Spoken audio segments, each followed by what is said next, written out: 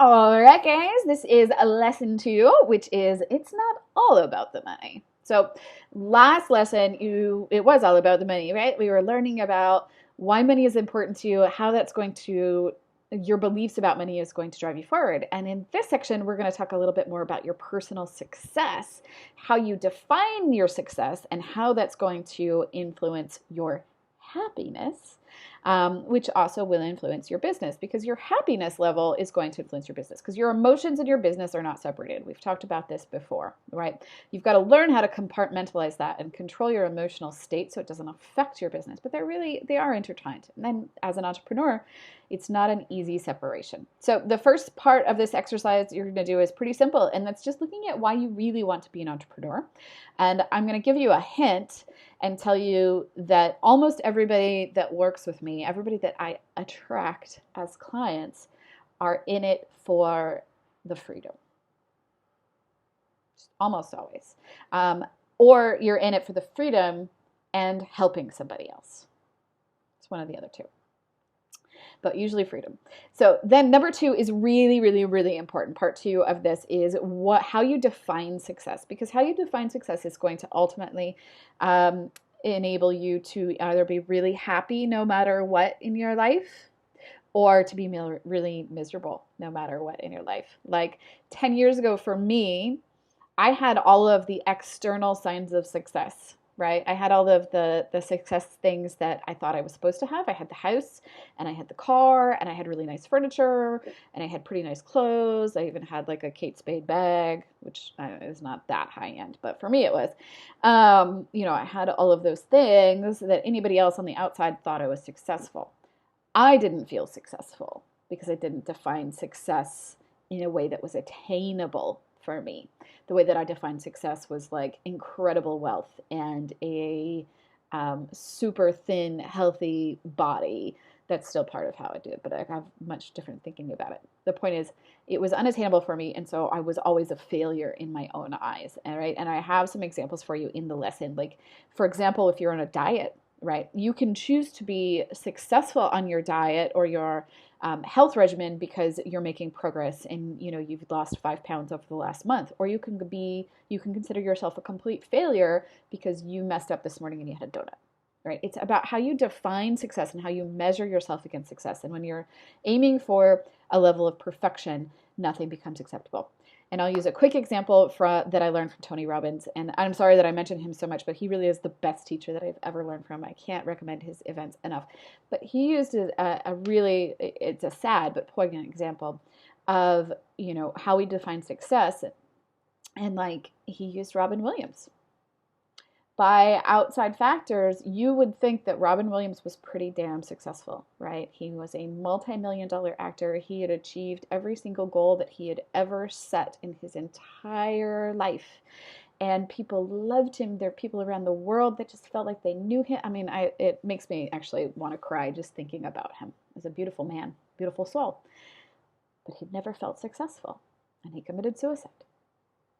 It's terrible. Terrible, terrible thing. So don't let that be you. Define success in a manner where you can always attain it. That's part 2. Part 3 of this exercise, you're going to go into your personal inventory. And this is just a quick inventory. So don't overthink it or make this into a big thing. You're going to come back to this over and over again in the course. So this is just kind of a teaser into it. And you'll see why in part 4. But just make a list basically of your life experiences, the awards you've won, the shit that you've done, the stuff you're proud of, and then the actual skills that you have at your disposal. You're just making an inventory, so write it quick. Make a list. And then in part 4, you're going to do an exercise called Start Where You Are and the Wheel of Life. It's a separate handout because this is something that I created for my clients. I did not design this exercise. It's a well-known exercise. It's been around for many years called the Wheel of Life. But you're going to go through and you're going to look at the areas of your life, and you're just going to do a really quick ranking of how successful you are in each area of your life. Don't judge it.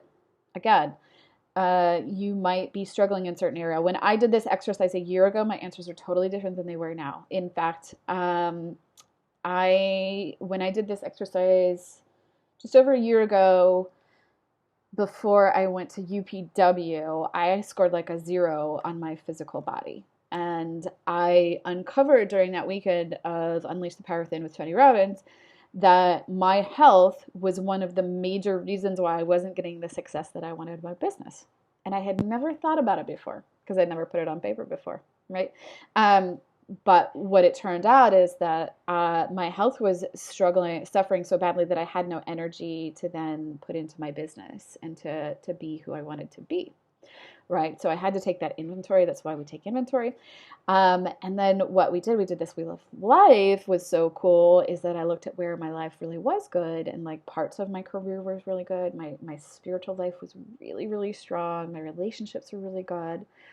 And I was able to look at those areas and go, oh, well, though I'm really good at that because that's where I put my time. It's where I put my energy because I've invested resources, because I do a lot of learning there. So if you're struggling in an area, it's simply because that's not where you're putting your time most of the time. But you're going to kind of see that and see how your life is and where you need to improve. And then on the last page of that exercise, there's a neat little thing where you look at kind of the hard way to improve and the easy way to improve. And the gist of it is you'll see that your wheel is probably janky.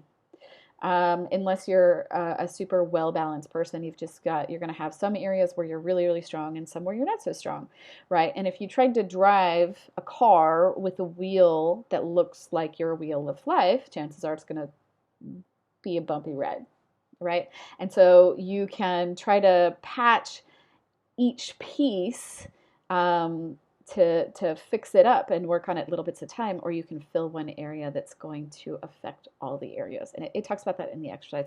If you have any questions, email me, or actually better yet, put it in the Facebook group, because unless it's a private question, because if you have a question, somebody else probably does, and I want to hear it and be able to respond to it. All right, so get to it. Go be successful.